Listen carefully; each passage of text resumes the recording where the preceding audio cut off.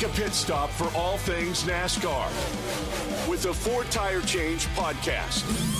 Here is your host, Dawson Iserlo. It's the Ford Tire Change podcast, ESPN Southwest Louisiana. Dawson Iserlo back with you, and it is the playoff preview edition of the show. Appreciate you if you could like, comment, subscribe. We're keeping this thing rolling, and the playoffs are here. Daytona was tremendous to finish the season. Could we have asked for a better Daytona ending? I mean, only thing that could have made it even more dramatic is somebody jumping in, winning that race, and stealing a playoff spot, which almost happened at the very end. You had Cole Custer in the mix. You had Daniel Suarez. But yeah, I'll be fairly quick on Daytona because we do have to talk about the playoffs. But really, really good stuff. It didn't seem like there was as much talk of fuel savings, even though we know it's always going to be a factor. The end of the stages was good. You had a big one early on in this race that kind of changed the dynamics of things. There was a lot less playoff cut line drama this year than other years just because you knew it was pretty straightforward. Like the only guys on points that could do it were Reddick and Bowman. And you knew if somebody won, then they were going to take that last spot anyway. But still, I thought ended up with some really, really good storylines. And for Ryan Blaney to do it the way he did, it looks like Logano's in control of the race. He gets spun. Now maybe it's going to be Ryan Preece, and then he gets shuffled out of line. Like a bunch of different changes, and it stayed green. And it was the first time in a long time you got like kind of an organic green flag run to the finish at Daytona without a whole bunch of disruption. And so that was really, really cool to see it play out. And Blaney wins it by an eyelash, adds to his playoff point total, which could be significant, no doubt about it, when you head into these playoffs, which is where we go now. So look, Darlington's the first race of the playoffs. I think it's an awesome, it's one of my favorites, especially when it's throwback weekend, all those different things playing into it. Shane Van Gisbergen, I think, is maybe the most intriguing driver to keep an eye on in this first round. And we've talked about it for a while now. When he got all those wins, when he stacked them all up, we knew he was going to have what? Now he's got 22 playoff points. Well, he's 16 points above the cut line because basically everyone has at least a playoff point. Bowman's all the way at the very bottom. He's got the least. I think he's 5 off the line.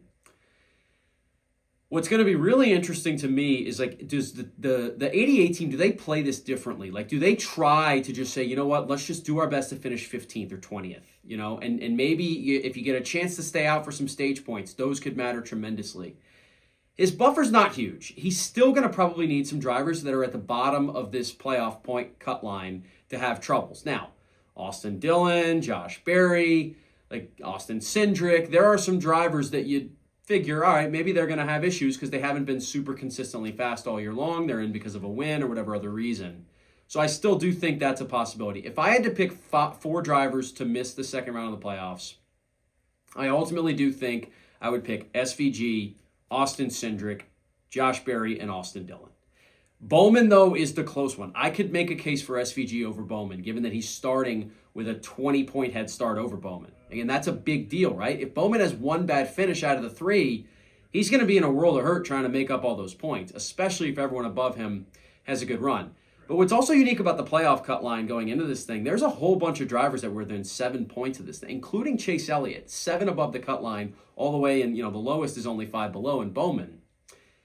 That's not a big range for some of these drivers that we think have legitimate championship aspirations. There's only a handful of guys that are up there in the category of William Byron and Denny Hamlin and Ryan Blaney who have 20-something points to play around with. So I do think this is going to get really, really interesting really, really fast. Past that, you take a look, there's 3 sort of intermediate tracks, right? Not all, and a short track mixed in. Like, this is not going to be an area where you're going to get a ton of super wild card-like finishes, you wouldn't think. You don't expect someone to jump out and win a race that you're not planning on seeing up there, but we know it's a NASCAR Cup Series and it's unpredictable for a reason. Darlington itself is fascinating, right? Because what I think you see at Darlington more times than not is speed and experience. I think tire wear can also be a factor. We don't know, like, week to week what we're going to get with Goodyear right now.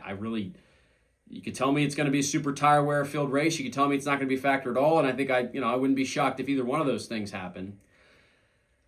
I do tend to feel like one of the legitimate favorites is going to win this race. I think it's one of those guys, too, that's at the top that's got some points to play around with. Now, you never want to rule out somebody like Joey Logano. You never want to rule out, somebody that's in that category pulling up and winning this thing. But I think of the Kyle Larsons. I think of the William Byrons. I think of maybe a guy like Christopher Bell, who I'm wondering if he can kind of grab some magic here as you head into the postseason. We know he's got a history of it.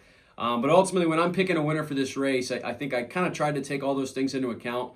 And I'm going to go with somebody who's been consistently fast this year, and that's William Byron. I know he had a lull after winning early on in the season, but he's kind of regathered some of that momentum. I think the 24 team's in a good spot, and I think Hendrick's going to try and make a statement here early on in the playoffs. They've got all 4 cars in the playoffs for the first time in a couple of years. You got Bowman in there, who certainly, was a half a car length away from not being in the playoffs if Ryan Preece or Daniel Suarez or Cole Custer wins that thing at Daytona. But he's in there. He's had enough speed throughout the season to linger. And I think it's ultimately his teammate, William Byron, who gets it done. So it should be an absolutely tremendous start to the NASCAR playoffs.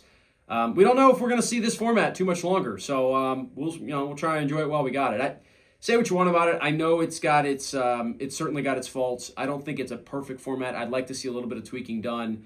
But I think it's also fun to keep in mind that there's just a real, desire to win races, and winning becomes the front and foremost thing that these teams are worried about, and that's going to be in the playoffs again. Think about, too, I didn't even mention Bubba Wallace, who is down near the cut line. I have a pretty good feeling about him making it through to the round of 12. But if he were to jump out and win a race, right, in this first round, how much pressure that takes off of that 23 team that's going to be fighting on that cut line. Tyler Reddick's not safe either. We know he hasn't had a win. The playoff points are not aplenty. So he's going to be down there fighting for points as well. There's a bunch of different big-time contenders. And so I'll also go back and say this. While I sit there and say, the Cindrics of the world, the Berries of the world, the Austin Dillons of the world, and SVGs that we think might struggle, all it's going to take is for 1 or 2 of these big-time contenders to have a really bad run at Darlington, and they're staring straight up at the cut line, and they could be in big trouble as well. So that's the unpredictable nature of the NASCAR Cup Series playoffs. It should be a whole lot of fun to watch it all play out. Quick episode for you this week. Wanted to get that playoff preview out of the way, and we are now rolling along. We'll be back to recap Darlington. It's the 4 Tire Change Podcast. Leave us a like, a comment, subscribe if you will. ESPN, SWLA, Dawson Eisverlo signing out for now.